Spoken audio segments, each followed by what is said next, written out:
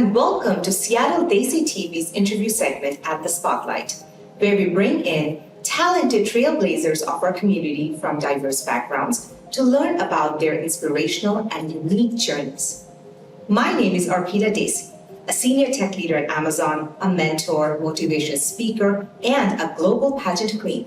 And I'm honored to be your host today to interview one of Seattle's most talented, beautiful, versatile, and multifaceted public figures, Sonia Keshwani.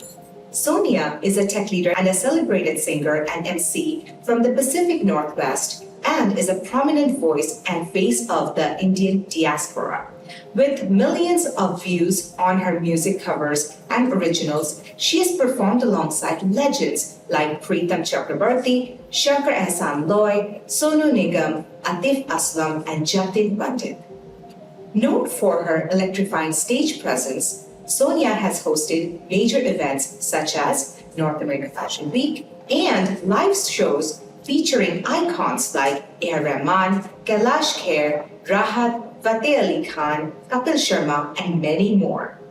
Most recently, she released a melodious single with Bollywood singer Shan that holds a special place in her heart. Sonia's wide array of talents have earned her prestigious awards like Best Talent at the Global Beauty Awards in 2019, American Indian Icon in 2019, and the Empowering Women Leadership Award in Performing Arts in 2021.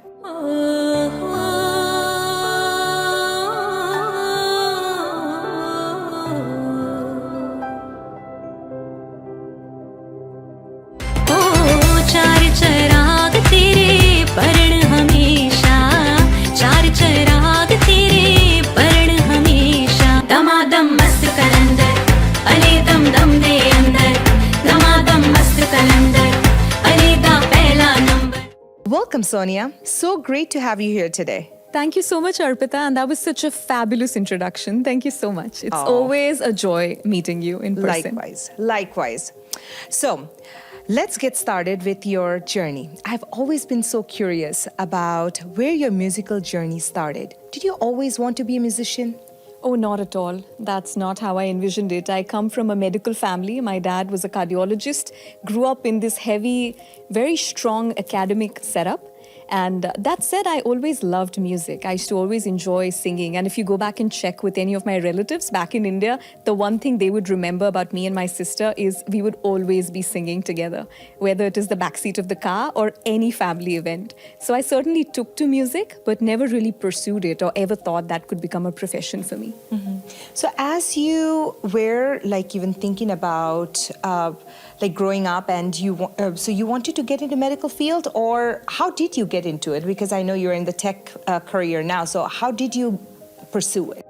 I did want to become a doctor. We all go through those phases, right? Because I used to hear so much about medical in my house. From your family, yeah. As a kid, I would always say I'm going to become either a neurologist or I'm going to become an ophthalmologist. That's what I used to always say. And I literally knew the names of the various diseases because I would sit down and chat with my dad for hours. Yeah. But then eventually, as time came by, graduation, I took computer science and I did my bachelor's and then master's in computer applications.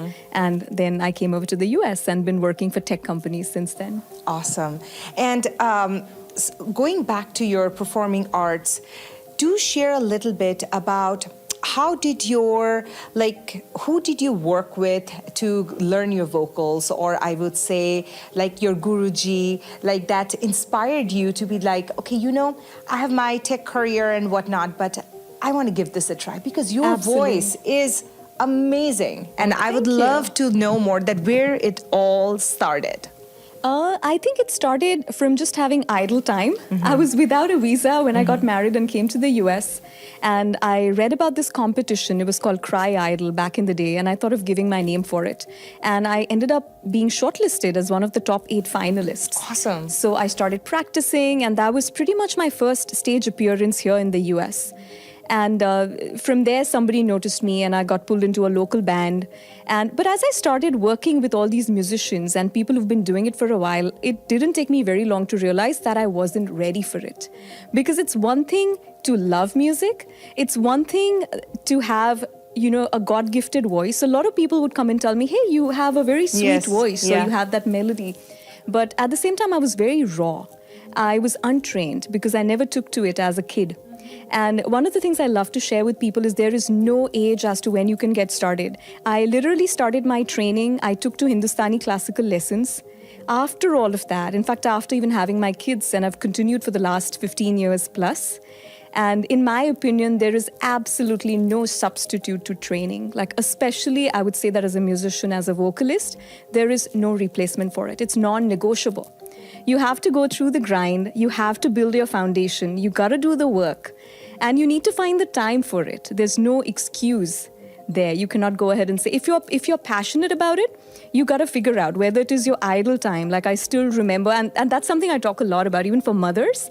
A lot of the times during my commute, I would have my tanpura on, and I would keep playing with variations of different notes. And that's the way to go about it, and there's no alternative to training. So I owe it to my gurus.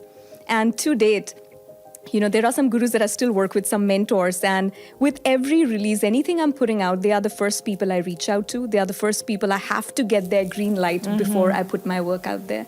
I love that. And it was meant to be.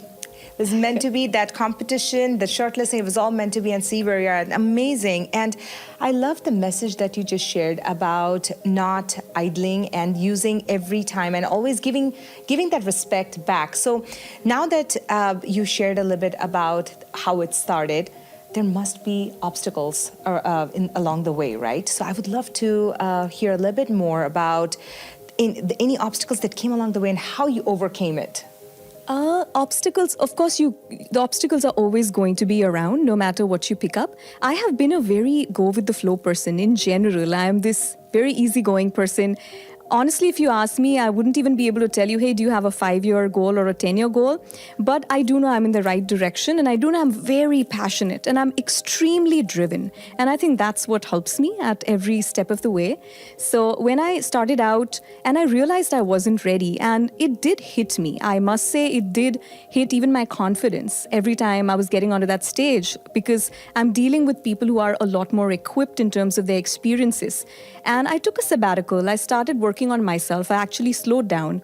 And then somehow I got pulled back into the scene, and one thing led to the other. So I believe a lot in growth mindset, Arpita. I really, really swear by the growth mindset. So there could be, and what I mean by that is anybody can do it if you're passionate about it. So let's say Kishore Kumar, right? He was born, he was untrained, but let's say he was already born 8 on 10. And he just needs a little bit of push to get there. Let's say I'm born 5 on 10. It means I got to do double the work, but it doesn't mean I can't do it. I can still do it if I'm passionate about it. So I do believe a lot in that. And I believe a lot in just investing in yourself and making sure you're on top of the game when it comes to your craft. I love that.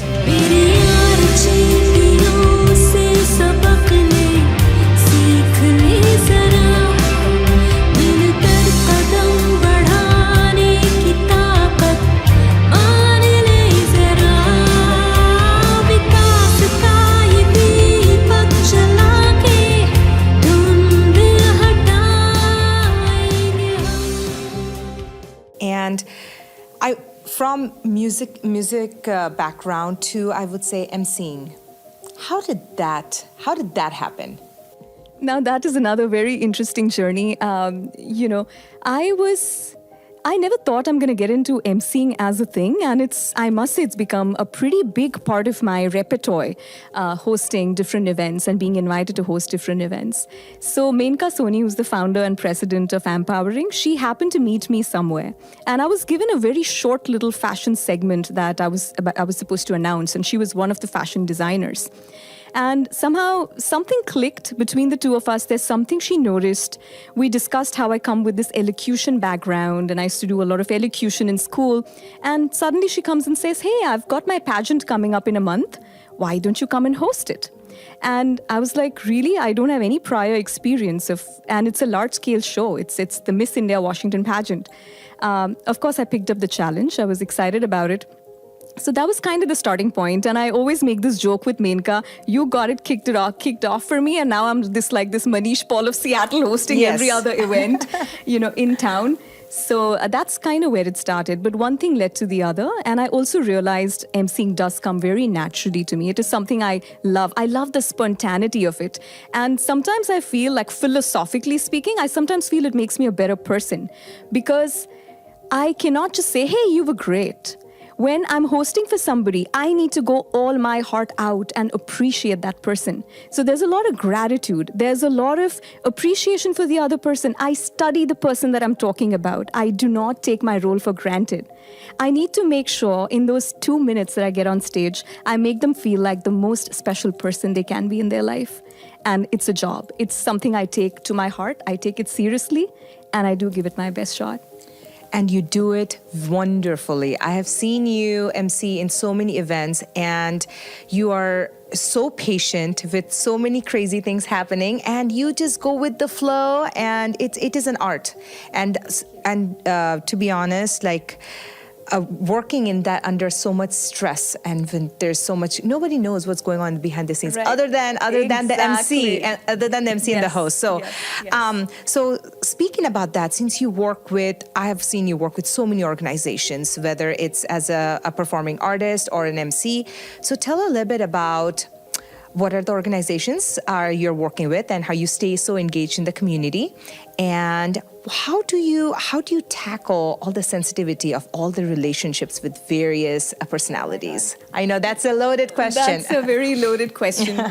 It'll be quite a list if I tell you the people I work with. Of course, from the local, I do work with all the big organizations, whether it is now the Seattle Dacy TV that has me here for the interview, Empowering, Beats of Washington, Jalsa Entertainment, and many more names, Seattle, Dacy Entertainment, and many, many others. I don't think I can do justice to that entire list, because I'm a freelancer. At the end of the day, I work with everybody. I think one of my value systems as I work with different people is I'm very loyal. Once I get associated with you, once I've set my feet in somebody's house, or I've tasted their salt, I am going to make sure that I stay very loyal to them.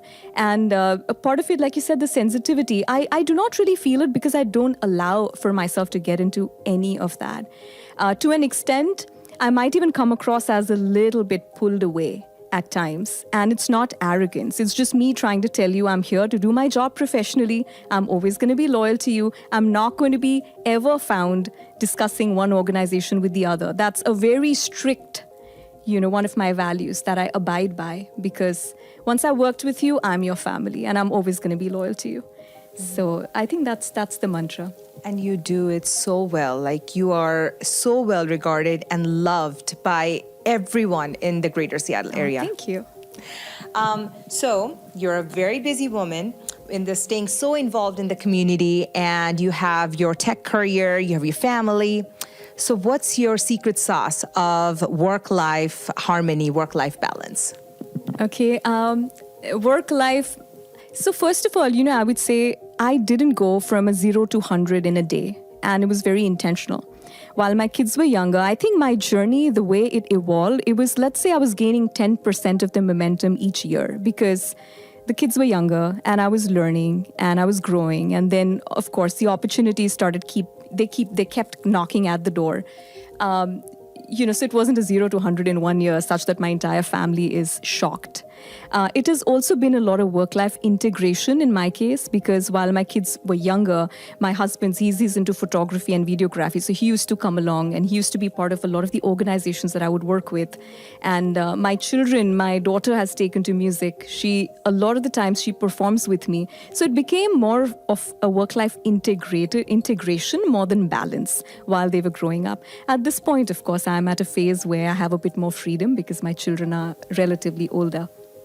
That's wonderful. And speaking of creativity, and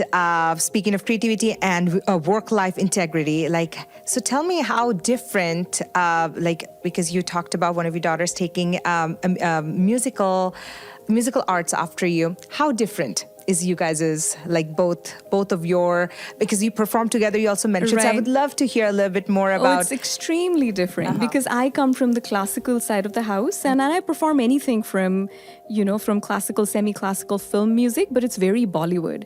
And my daughter she's the leader of a punk band and she's into rock and, even hard rock. And she does all kinds of things. And there's this huge difference between the two music families, so to say, while there's also a lot of similarities. So the bottom line is we both speak 12 notes. That's all there are. We have 12 notes, right? And nobody can change that equation. But at the same time, the way Indian music is, we focus on a different kind of intricacies. We focus a lot on the notes and the nuances of it, and a lot on the accuracy side of the house too. And for them, a lot is about the tones and the character and the vibrato and the growl. So we discuss all those differences and nuances in the house, and I learn a lot from her, actually.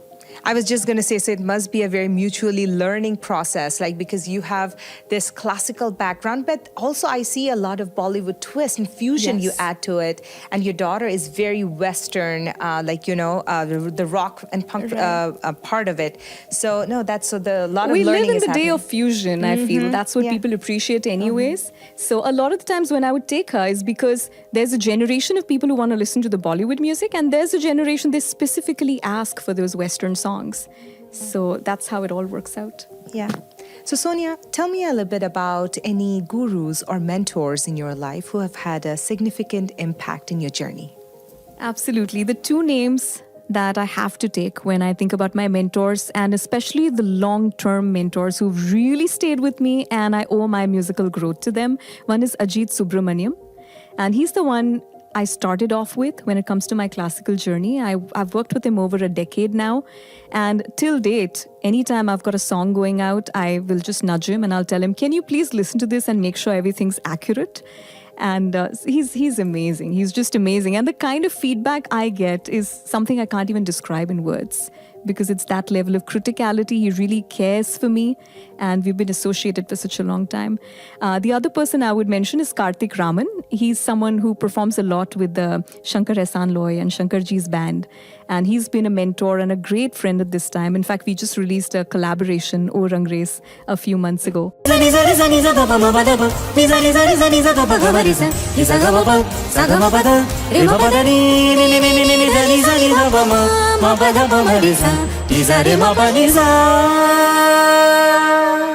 He's another person who I always reach out to for anything. And if there's a song or if there are certain notes that are troubling me, I'll leave him a voice note and kind of say, can you please decode this for me? So these are the two people I have to mention. And they've had a huge impact when it comes to my growth as a musician. Wonderful. So from being a performing artist to MC, you are on and off stage. You have a lot of camera time, and you're our celebrity, so you are always on camera, whether you're on stage or off stage. So you are our own fashionista, and I love your fashion sense. So what's your secret? Who is your inspiration? I would love to learn more about how you who is your fashion, any fashion icon, interest that you have. Then how do you decide what you're going to wear in your next performance, whether it's on stage or off stage? It is literally 30 minutes before I step out. So it's, not really a planned deal. That said, it has been a journey. It's very interesting you call me a fashionista. I started off very, very, what can I say, humble maybe. I didn't know nothing. I didn't even know how to hold an eyeliner back in the day. And sometimes they say laziness leads to creativity. My kids were younger. I had stage performances and I didn't have the time to go to a salon or get my hair done with somebody or get my makeup done or just put together an ensemble for me. So I started watching a lot of YouTube videos and I started learning the tricks of the trade myself. And in terms of fashion sense, to be honest, I don't have a specific icon. I do appreciate the dressing sense of a lot of people, even when it comes to Bollywood, like Priyanka Chopra and Deepika Padukone. But it's not like I'm following anyone around. To be honest, I feel I'm a very green person when it comes to my closet, because because I repurpose things a lot. And I do have the skill to mix and match, and come up with something that nobody can tell that it was used before. So I am very green in that sense. And I love fusion. I love putting ensembles together. So it just came naturally to me. I would also add to it that I do not take my stage time for granted. I really feel we are very fortunate anytime we get to engage with an audience. Once I step on that stage, it's my responsibility to give it my best in every sense of the word. The way I look, the way I talk, the way I've done my homework, all of that matters a lot to me. And so again, with that perspective, I wanted to make sure I give my best, even in the way I look. And that's kind of how the journey started, because I was doing so much of stage. I had to build up this closet. And by the way, you're most welcome to come check it out. Anytime you need anything, it's stuffed to the T. I do have a lot of options, always handy, because there's always stage for me over the weekends. Thank you so much for sharing that. And so, no, I totally understand that how you talk about the stage and the time you spend on stage, and that you want to respect your audience and whatnot, and you give the best show. So whatever you're doing, keep doing it. And, you're such a icon for us, and, we learn so much. I always get some fusion fashion tips from you all the time. So speaking of, you are our perfect Sonia. But behind the scenes, I would like to learn more about things that Ashish ji or your only kids or your little buddy knows that we don't get to see on our daily basis. I think, okay, let's see. What are the things that the world doesn't know about me? Okay, one, I'm a tea addict. I'm a teetotaler, not just for what the word means. I'm totally on tea. I'm such a big tea addict. I need it in the morning. I probably need it 5 times in a day. Some other very funny things, if you want to hear something more personal. I've never tasted yogurt and mangoes in my life. Some allergy, and I know it's something that everybody loves in India. So when I tell people about it, they're always taken by shock. Yes. And let's see what else. I have a lot of OCDs, Arpita, I must say that. Like, even you were asking about fashion sense. I have to make sure all my jewelry, all my things, they go in a certain way so that it's muscle memory the next time. I have to make sure that is done, or I can't sleep. I have to know where everything is. If I cannot find even like a tiny safety pin, it's going to play on my head. So I need to go find that, and I need to know what the location of that is. My inbox needs to show me 0 unread. So I have a lot of OCDs there. You are amazing. So I'll delete it to get there if something is not useful, but I make sure. I really make that happen on a daily basis. That I have seen, that your mix and match and your color coordination to your outfit is to the T, including your purses and everything. No, that's amazing. Thank you for sharing those details. I didn't know that about your mangoes. Yeah. I have a lot of OCDs. I'm not that easy sometimes. So now that we're talking a little bit more, and I would like for you to share a little bit more about what's coming up. Like we heard about the latest Bollywood song that you did with Shan, but what else is coming up? Anything new that we should be looking forward to? Yeah, this year my hope is to collaborate with some more mainstream artists, and I'll keep you posted as that journey goes, because I'm signed with a few labels, and that is something that is in the pipeline. I am very excited about a specific song, and a very meaningful song, which is an original, which I'm hoping to release for Women's Day. So that is another thing that is in the pipeline. But besides that, it's a lot of events, and you'll always hear about them. The most recent one is I'm doing something for the Valentine's Day. I love that. And speaking of International Women's Day, it's coming up. Is there any piece of advice that you would like to share with females, especially young ones who are aspiring to be in the performing arts field or in tech field, and how to juggle both? And any piece of advice? My advice, if I had to, my mantra, and which has helped me, I personally feel, is this word called show up. And that means the world to me. And I'll explain what that means. I'll actually tell you a little story related to that. So I found out about a competition on the internet, And I thought, okay, let me give it a try. And I went ahead and submitted my vocals and I got selected and I got through. It was online submission. I didn't even know where the journey leads. And I cleared all the rounds and then I was invited to Mumbai to perform in the finale. Now, unfortunately, that wasn't the best phase of my life. I had gone through some personal losses of one of my closest relatives. I was super jet lagged. Whatever it was, I just couldn't deliver on stage. And I was very upset about the fact that I flew in all the way. I had made it to the top 10 finalists, but I actually ruined that opportunity on the stage. And I didn't end up winning the finale. It was still great that I made it through many hundreds of applications and I made it to the top 10. I came back and I received a call from that company. And they said, hey, we are starting this label where we work with mainstream artists. And one of our mainstream artists has selected your voice to do a single with you. And I said, okay, and who is that? And they said, that is Shan. ये मीठी मीठी बरसातें लबों पे लाई फरियादें ये मीठी मीठी बरसातें लबों पे लाई फरियादें ये मीठी मीठी बरसातें लबों पे लाई फरियादें ये मीठी मीठी बरसातें लबों पे लाई फरियादें.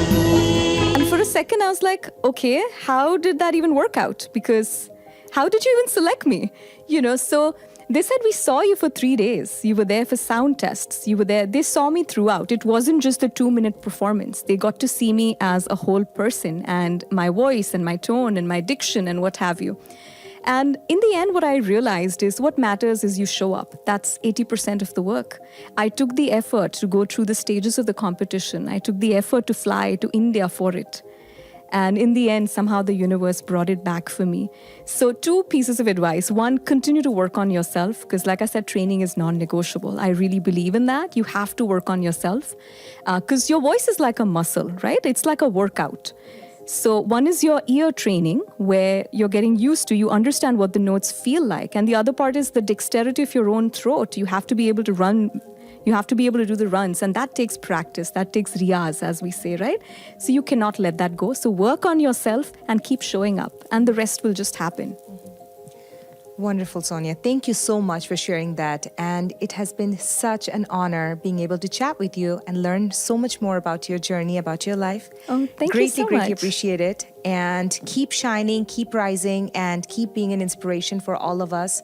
Love your music and love all the work that you're doing in the community and inspiring others and motivating others. Thank you. It is such a pleasure talking to you and such incredible questions. And I do want to take a moment to thank Seattle Desi TV. Thank you so much for having me here. Of course. Thank you so much, Seattle Desi TV and Spotlight, for having us here. This is Arpita, Dacy. Thank you so much.